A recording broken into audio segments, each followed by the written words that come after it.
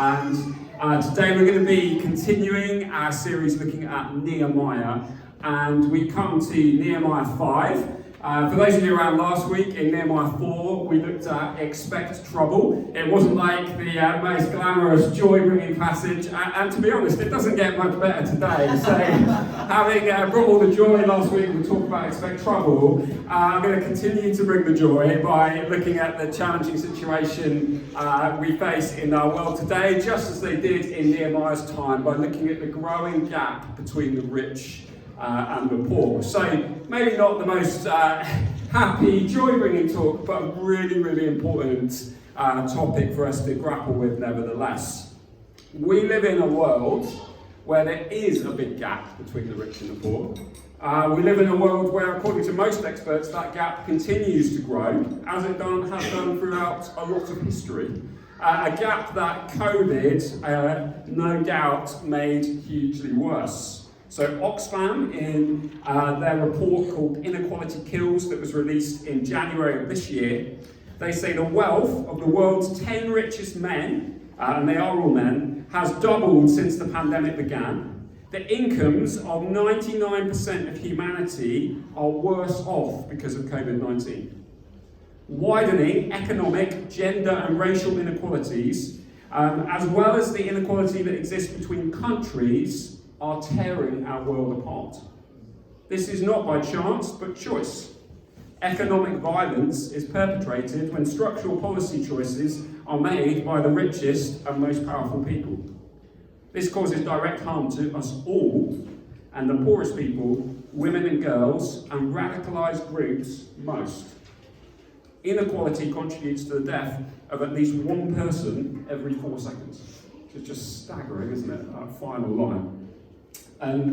Bringing it locally, there's challenges here as well. It's harder to find as up-to-date statistics based kind of down on a local level, but it was recently reported, I think in April, by one of the local newspapers, that more children in Sheffield were living in poverty during the first full year of the coronavirus pandemic than ever before recorded in that city. So, it's quite sobering, it's quite a challenging reality when you look both on the global scale and on the local scale here in Sheffield. And the part of Nehemiah that we get to today, I think has some real help for us as we grapple with these issues. Think about how to handle the reality of these extreme gaps. So a quick bit of context, if you're joining us for the first time in this series today, it's about 445 BC. And the people of God, the Jewish people, many of them were still in exile in the Persian Empire. They'd been exiled by the Babylonian Empire, but empires in the world have changed as they do by this point in time. And some of them had returned to Jerusalem, but not all of them. There was still a good number living in exile. Nehemiah had gained permission of King Artaxerxes, who was the king of the whole Persian Empire, to go and rebuild the walls around Jerusalem. And walls in those days around the city were really significant in terms of like security in all kinds of senses. And despite opposition, we looked at some of that last week, they made really good progress, but there's still quite a bit of work to be done for those walls to actually be completed all around the city. So we're going to read Nehemiah 5 together, and we're going to read it in 3 parts today. So we're just going to read the first 5 verses initially, but then we'll come back a little bit later on. So now the men and their wives raised a great outcry against their fellow Jews. Some were saying, "We and our sons and daughters are numerous. In order for us to eat and stay alive, we must get grain." Others were saying, "We've mortgaged our fields, our vineyards, and our homes to get grain during the famine." Still others were saying, "We had to borrow money to pay the king's tax on our fields and vineyards. Although we're the same flesh and blood as our fellow Jews, and though our children are as good as theirs, yet we have subjected our sons and daughters to slavery. Some of our daughters have already been enslaved, but we are powerless because our fields and vineyards belong to others."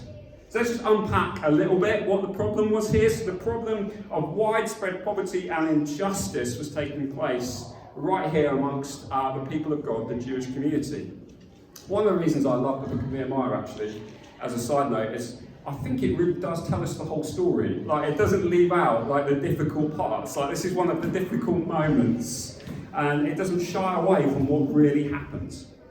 So the reality is, to build the walls back in that day and age, lots of people were needed. It took lots of physical effort and lots of people. There wasn't machinery to help in the same way that it would be today. So lots and lots of people were needed. People had taken a step of faith in following Nehemiah's leadership into helping rebuild these walls. So people had left their normal trades, their crafts, their professions, whatever they might be, their small holdings, whatever their day job was, to keep building the walls. And in a very hand-to-mouth economy, leaving behind that kind of work was going to be, tricky at the best of times. But really here, there's been this whole cocktail of problems mixing together to cause this crisis and this outcry from among the community as a whole. So there was a period of famine happening that we just read about in the passage, and that was inflating grain prices. The reality was that greedy merchants had taken advantage of this to make bigger profits. Does that sound familiar? Anything going on in the news this week that might sound a bit like that? As we have the reported profits of various oil companies being huge, potentially profiting, well, they are profiting off of a war, basically. It's like same things go on today, like history repeats itself, doesn't it? And then very high taxation from the king as well was another issue. So that's King Artaxerxes. He was taxing the people very, very highly. That one presented a real problem to Nehemiah because the king was basically Nehemiah's boss. So he couldn't exactly just be like, oh, don't bother to pay the king. Like, that was just going to land them in all sorts of trouble. So many of the average Jews were in such a bad position that their property had to be mortgaged and their sons and daughters sold into slavery. I think this is where it gets really painful. This is the real clincher. The problem here is within the community. This wasn't other people oppressing them. The nobles and the higher up people in the Jewish community were exploiting the lower down poor people within their own community. They were having to mortgage their fields and sell their sons and daughters into slavery to the nobles and officials who were also part of the Jewish people. I think that's an important part to grasp in terms of what's going on here. So greedy Jewish moneylenders were taking advantage. They weren't the only factor in this, but they were taking advantage. All this adds up to Nehemiah facing great levels of social justice within his own community that had to be resolved if this project of rebuilding Jerusalem was going to be complete. And in one sense, you could say if the future of their people was going to be safeguarded and carried on. So Williamson, commentator on this, on Nehemiah, notes really quite an observation which I think speaks into our world today as well. There are few issues so divisive of harmonious community as extreme disparity in personal wealth and income.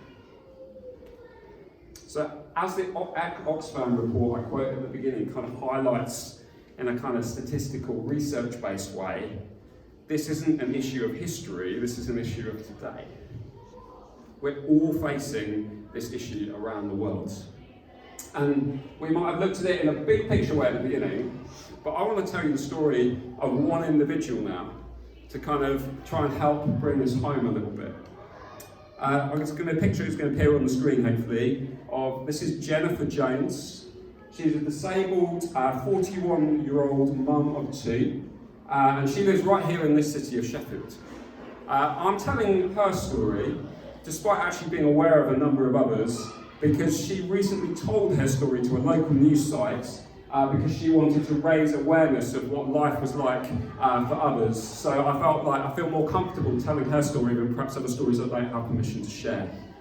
She's seen her gas bills raised by £600, similar to many others across the country, and predicts her electric bills will treble as well, but she's yet to receive a letter about that. The reality is for Jennifer that she was already struggling. So she was already trying not to put her heating on and wrap up warm. She was already trying to live very frugally when it came round to food bills and such like. But now she's trying to try and reduce costs even further still. She's got a son, and her son is on a growth spurt currently, and so he needs new clothes. But she has no idea where the money will come from, in addition to all the other bills she can't pay, to meet the need of new clothes. And the reality is, I tell you this one person's story because I think it's helpful sometimes to put a face to it. The reality is Jennifer is not alone in our city. There are many, many people in Jennifer's position right here in our city at this moment in time. As I alluded to before, Jude and I, we were talking about this the other night, we're aware of a number of people living on our street and our parents at the school where our boys go to who are facing very similar situations to this. It's a very, very common problem in our city right now. And if you just happen to not interact in the right circles, you might not be coming across those people in your life, you might be, but it is the reality of many in our city.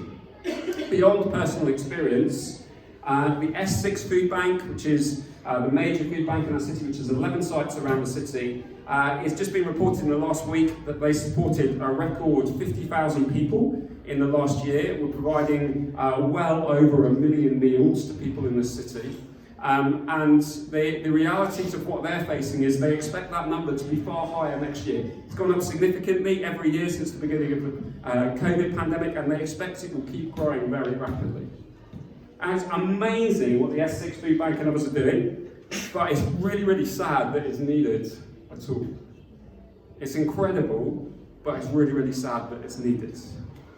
As a new church, we're determined to continue to explore what God might want us to do as we seek to serve those in need in our city. We've started to get involved, but there is so much more to do right here in Sheffield. Also, I just want to, as a side note at this point, I just want to recognise that there might be people here this morning who are struggling. Perhaps there's some here this morning who the story I've just told of Jennifer is just a little too close for comfort to your own reality.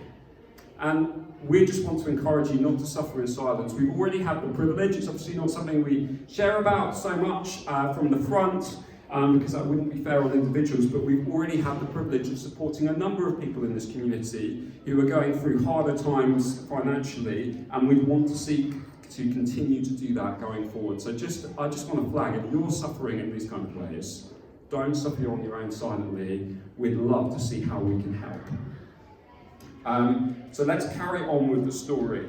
That sets out the situation, quite a bleak one, but I think there's actually some incredible truth that we can gain from the second half of this passage about how we might respond to that kind of bleak situation.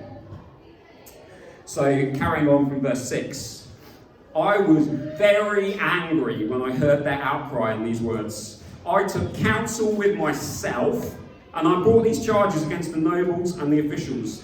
I said to them, "You are exacting interest, each from his brother." And I held a great assembly against them and said to them, "We, as far as we're able, have brought back our Jewish brothers who are sold to the nations, but you sell your brothers that they may be sold to us." They were silent and could not find a word to say. So I said to them, "The thing that you are doing is not good.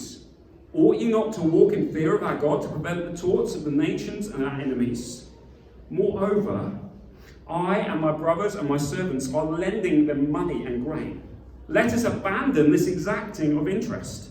Return to them this very day their fields, their vineyards, their olive orchards, and their houses, and a percentage of the money, the grain, and wine and oil that you've been exacting from them." They said, "We will restore these things and require nothing from them. We will do as you say."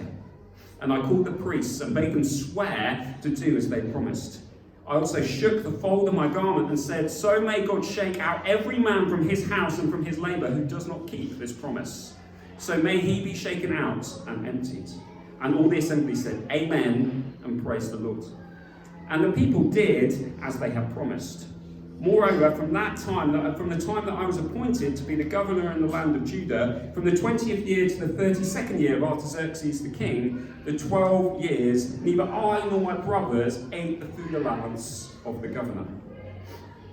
So, Nehemiah was the governor. This is like the first time that gives it away, by the way, in that kind of final verse there. As governor, it really was his job to try and come up with some solutions to this crisis that was being faced by the people.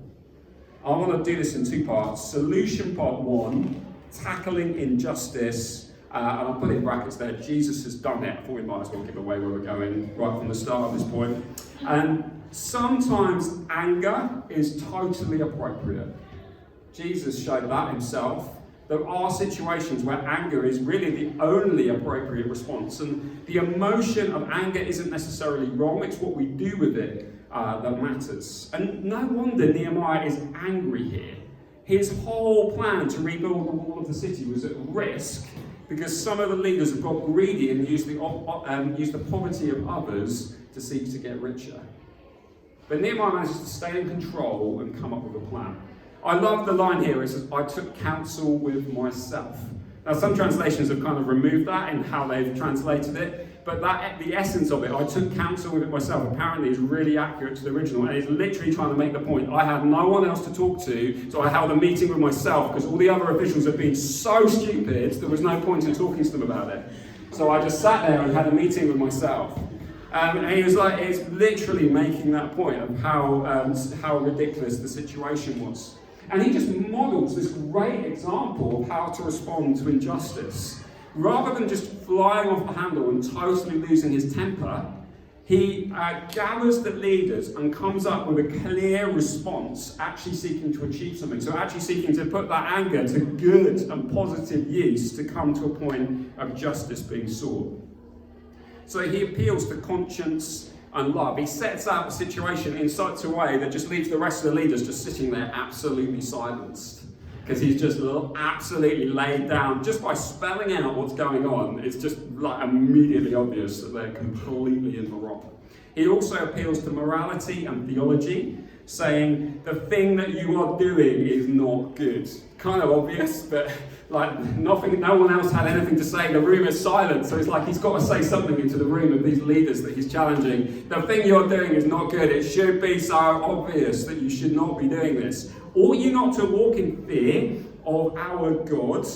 And like this was the people of God, this was the Jewish people. They've been brought up being taught the Bible. They've been brought up expecting, knowing that they were supposed to reflect what God is like to the rest of the world. They should have known from the story of the Bible that God is merciful, and they were meant to be merciful as God is merciful. They would have been taught Proverbs 14:31. Whoever oppresses a poor man insults his maker, but whoever is generous to the needy honors him. They would have known this stuff.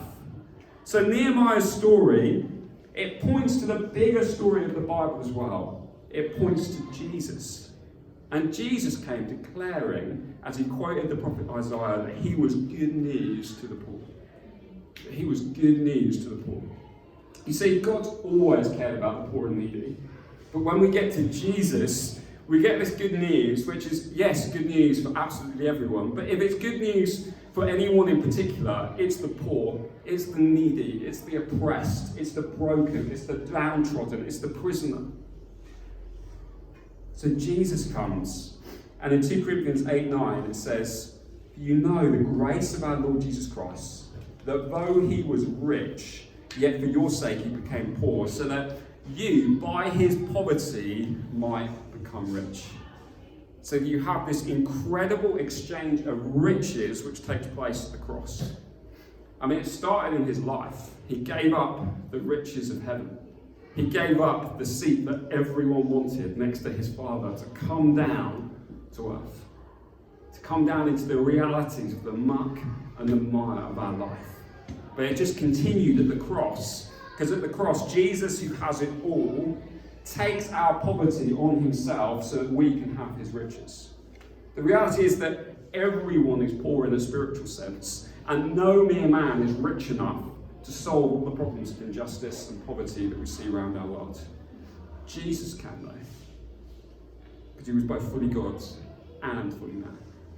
And Jesus dealt injustice and poverty a fatal blow at the cross. As he died there on the cross, he was taking poverty and injustice to death with him. And while we still have evils in the world today, when he returns again, the promise of the Bible is it will be done for good. Justice will be done. Those who've inflicted pain on others, those who've inflicted poverty on others, will be dealt with and judged. And there will be no more pain, no more crying, no more poverty or injustice of any kind. It will be sorted out for good. So Jesus gives up everything so that we can come to know him, so that anyone who would choose him can know what it is to enter a relationship knowing that maybe in this very short life we have now, there might be lots of pain at times.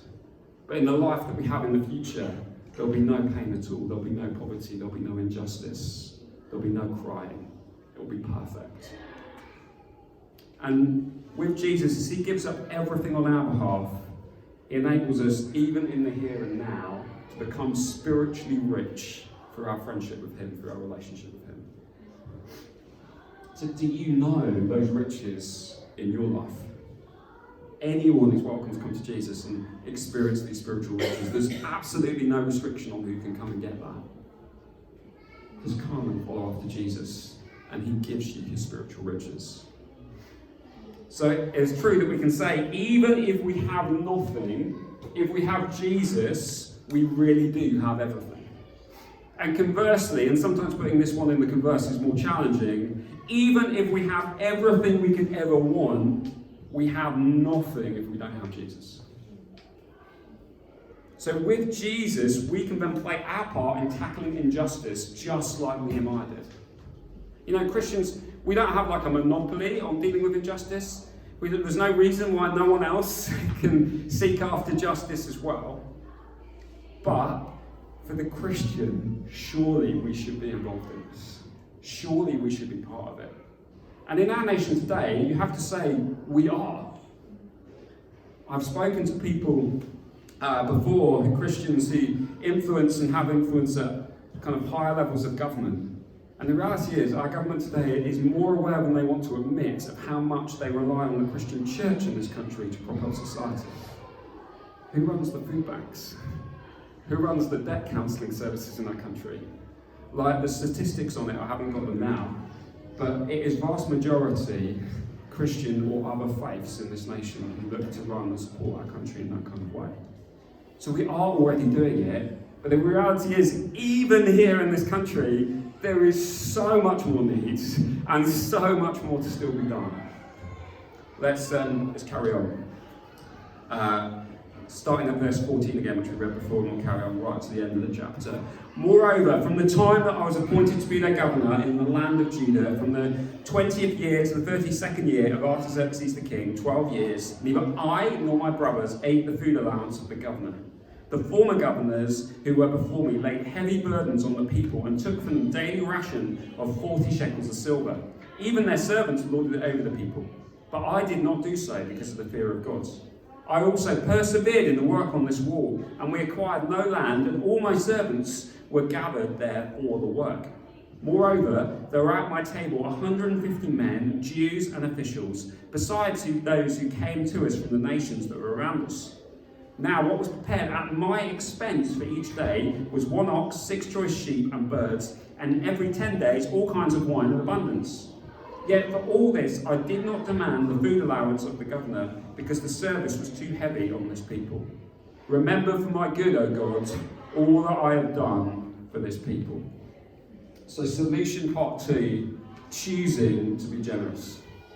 Nehemiah exhibits incredible personal generosity. Nehemiah loves God and demonstrates his love for God by getting his priorities in the right order.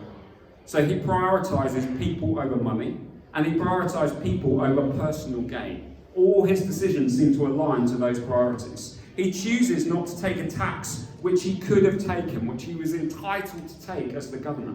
He chooses to feed people at his own expense. That's great generosity. He was feeding 150 people at his own expense every single day. I've heard it said, and to be honest, I have no idea where it comes from. If you are more fortunate than others, it's better to build a longer table than a taller fence. And that seems to have been very true in the way Nehemiah worked this out here. There's loads of people who claim they said it, or people who say, yeah, it's one of those ones. He chose as well to not use any of it for any kind of personal gain. It wasn't like he was just doing some of these things to increase his personal power, to kind of increase his influence amongst the people. It seems those decisions were genuinely made for the goods of the people. And a lot of the decisions he made weren't popular with the other people in power, which is like a common sign that you're doing things just to seek your own personal gain if you make the decisions that the other powerful people want you to make. I want to tell you about Pastor Wayne Lober. He leads a church that's part of our global family of churches in Kenya, part of New Frontiers in Kenya. I'm not sure it really made the news much at the time, but last summer there was actually quite a severe famine in parts of Kenya that led to millions of people facing starvation. I think it barely touched the UK media. Maybe you're aware of it, but I was only aware of it because I heard this story through our group of churches. And Pastor Wayne Lober, who led a church in Kenya, he managed to find a wholesaler who was willing to sell him a load of basic food at quite a reasonable price. And with the help of countless churches in the UK, he was funded to buy loads of that food and then transport it into some of the worst affected regions of Kenya. And not only did he literally save many people from starving, he also, in the process of these many trips, led over 300 people to give their lives to Jesus. And in fact, even the wholesaler and his family, who weren't actually Kenyan but Indian, I think, ended up coming to Jesus in the process that's taken place. And Pastor Wayne Lober, with the help of his wider family, he was able to show incredible generosity. But this story from Kenya, it's important that we remember sometimes that's just one example of many stories like that that would be true around the world right now. Pastor Wayne Lober showed incredible generosity, but the needs of our world are huge, and most of them don't make our media. It's just for whatever reason the ones that are classed as story-worthy, most of them we never hear about. And it's crazy when you start to think of the scale of it all. I've intentionally picked two examples today, one of Jennifer right here in our city, and one of the guys in Kenya, Pastor Wayne Lober, because I think it's helpful for us to think about both the needs of what we're facing here locally, but also the global scale of what's being faced. We want to be a church that cares and seeks to make a difference right here on our doorstep here in Sheffield, but also cares for the nations of the world and seeks to think about how we can make a difference alongside others elsewhere as well. I think the challenge is, as we get to this kind of point, as we begin to land this talk, it's all too easy for this kind of thing to be overwhelmed into doing pretty much nothing. And it is a bit overwhelming, I get that. But the lesson of Nehemiah today, I think there's a few things that really help us here. Firstly, tackling injustice, Jesus has done it. We have to look at Jesus. If we try to go another route without going through Jesus, it will just be too overwhelming. It will just be too much. It will limit our response. But if we come to Jesus and let him show us his generosity first, and if our response is a natural overflow to the generosity that he's shown us, then there is no limit to how far we might be able to go in showing generosity towards others. And secondly, actually stepping out and choosing to be generous, prioritising people over money, prioritising people over personal gain. Don't do nothing. Start with whatever opportunities we have right now to show generosity. And I want to encourage us as well, don't go it alone. Of course, it is great to take any opportunities that present themselves for us to show personal generosity. Like when those opportunities come up in our worlds and those opportunities around us, of course, I always want to encourage that, and what I'm about to say now, I'm not speaking against that. But the opportunities for us to be generous together and show generosity together, if this is your church family, this is your home church here at Emmanuel, commit in to joining us to work out how we can be generous together. I spoke relatively recently about giving, and we never want to be heavy about money at Emmanuel, but giving to church is an important expression, amongst other things, of our worship to God, of our unity of family as family. And if this is your home church, we just simply encourage everyone to prayerfully consider getting involved in giving. Lots of people are already doing it, which is so encouraging. And as a family together, as church family together, what we do together will need to be funded together. We don't have any external sources of income. We were initially given some money to get going, but we don't have any future external sources of income that I'm aware of. And if we want to fund all that we do as church together, because it does cost stuff, like doing this meeting here and now, to be able to gather together, like all the basics of church together, plus growing, being more and more generous to our city and the world around us. There's no two ways about it. It's going to require us to be extremely generous together. So we're so grateful for many of you who already know have joined us in giving regularly into the work of Emmanuel. We're really, really grateful, and just encourage you to keep considering what you're giving, keep praying about what you're giving. And we've tried right from the start of this church as well to be generous with the money we've had, even at the stages we've been through where we've not really had enough to pay for the basics. So in the last year, we gave away 20% of our income, and we want to keep doing that really as we go forward. We want to keep giving away to support others a lot of what's coming in. This included having the joy at Christmas of raising over £14,800 together that we gave away to support those in need in our city and further the spread of the gospel around the world. Which is an amazing sum of money, but we gave away more in addition to that during the last year as well to various other things. So we're just getting started really. Like the chance that we have together to build a church that is extremely generous is just a real privilege as we dream about all that God might have us do together. So a few questions to challenge us as we land. In what ways can you show generosity to others this week? If you're aware of it or not, there are probably people in your world right now who are really struggling financially. I just want to encourage us all to be on the lookout for them and open to how God might call us to show personal generosity to those around us. All kinds of ways you might be able to do that.